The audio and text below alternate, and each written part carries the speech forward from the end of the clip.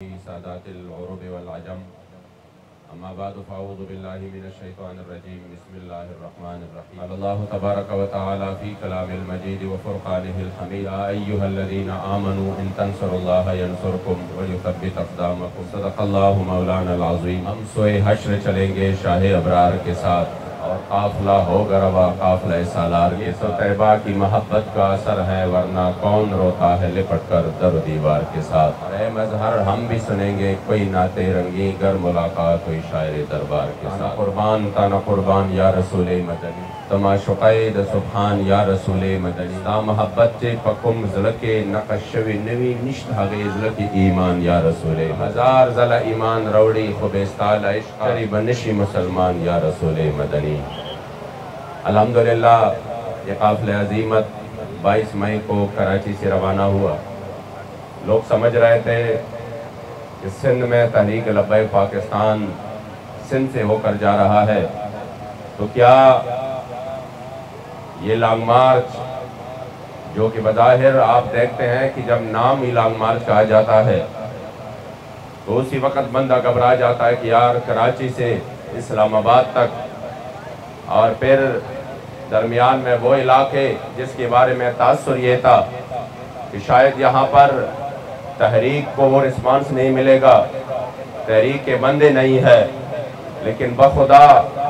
سندھ والوں نے ثابت کر دیا کہ ہم کسی جاگیردار وڈیرے کا غلام نہیں، ہم کریم آقا تاجدار مدینہ کے غلام ہیں۔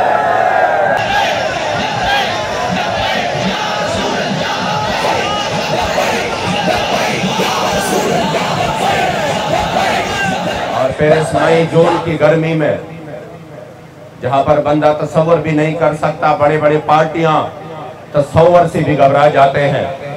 کہ ہم ایک جلسہ نہیں کامیاب کر سکتے، اور یہ ہر 10-15 کلومیٹر کے بعد استقبال ہے، اور جہاں پر جاتے ہیں تو وہاں پر گھنٹوں لوگ انتظار کرتے ہیں۔ راستے میں جہاں جہاں پر حضور کے عشاق ہے ان کے دل کے لیے ہم جب تھوڑا سا بھی ٹائم دے تو آگے جا کر 10 گھنٹے بھی، بلکہ رات تو سکر والوں نے بارش میں صبح تک انتظار کیا، مگر یاد رکھیے پھر بھی ثابت کر دیا کہ ہم نے اپنے عظیم محسن مجدد دوران امیر المجاہدین رحمت اللہ تعالی علیہ نے ہمیں جو نظریہ دیا کہ اب وہ بات ختم ہوئی، ہم اب اس مکین گنبد خضراء کے غلام ہیں جن کے غلامی میں بندہ آ کر پوری دنیا کی سرداری حاصل کرتا ہے، اور یہ کائنات میں وہ غلامی ہے جہاں بندہ غلام پر نہیں رہتا، پھر اللہ کریم ان کو کائنات کی سرداری عطا فرماتا ہے۔ ہمارے پشتوں کے مشہور شاعر ہیں رحمان بابا، عبدالرحمان بابا فرماتے ہیں استاد در گدایان واڑا بادشاہان دی، یا رسول اللہ جو تیرے در کے گدا ہوتے ہیں پھر وہ گدا نہیں رہتے، بادشاہ بن جاتے ہیں۔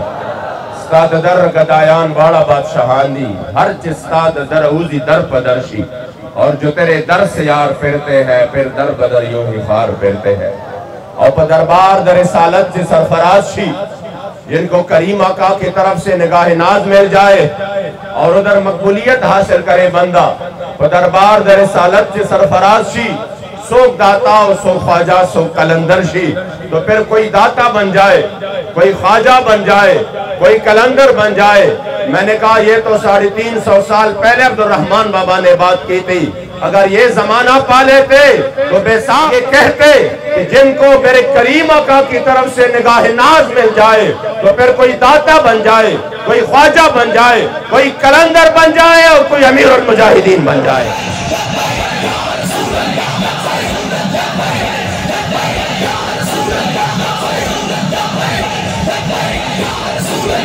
آج الحمدللہ یہاں پر پاکستان بچاؤ مارچ سکر سے آج انشاءاللہ یہ قافلہ روانہ ہوگا۔ آپ کو پتہ ہے حکمران اور اپوزیشن دونوں یہ اپنی جھگڑوں میں لگے ہوئے ہیں، اور ایک دوسرے کو زیر کرنے کی کوشش میں غریب کو بالکل مکمل طور پر بھلا بیٹھے۔ غریب کا کوئی پرسان حال نہیں۔ ہم سمجھ رہے تھے یہاں پر جن لوگوں نے 50 سال حکومتیں کی ہے تو شاید یہ سندھ کا چپا چپا اور ان کے یہ روڈ، یہ گلیاں، یہ بجلی ہم دیکھ کے حیران ہو جائیں گے کہ یہاں پر تو بڑی ترقی ہے، لیکن ہم کل لڑکانہ سی بھی ہو کے آئے ہیں، ہم نے ادھر کی سڑکیں بھی دیکھی، ہم نے ادھر کی ترقی بھی دیکھی ہے، اس لیے اب اسی پر ہم یقیناً ہمارے لیے اور کوئی راستہ ہی نہیں ہے نظام مصطفیٰ کے علاوہ، کیونکہ نظام اسلام ہی وہ نظام ہے جس کے بارے میں کریمہ کا فرماتے لیلہا کا نہارہا، جس کی دن تو ویسی بھی اجالے اور روشنیوں سے بھرے ہے، اس کی رات میں بھی اندھیرا نہیں ہے۔ اس لیے تحریک لبیک پاکستان بچاؤ مارچ کے لیے میدان میں ہے، اور انشاءاللہ جس طرح تحریک کا الحمدللہ ابھی تک تحریک جس اپنے اصولوں پہ اور اپنے منشور کے مطابق جس انداز سے انشاءاللہ تعالی آگے جا رہا ہے، تو وہ وقت دور نہیں کہ اس پاکستان سے جنہوں نے غریبوں کا خون چوسا،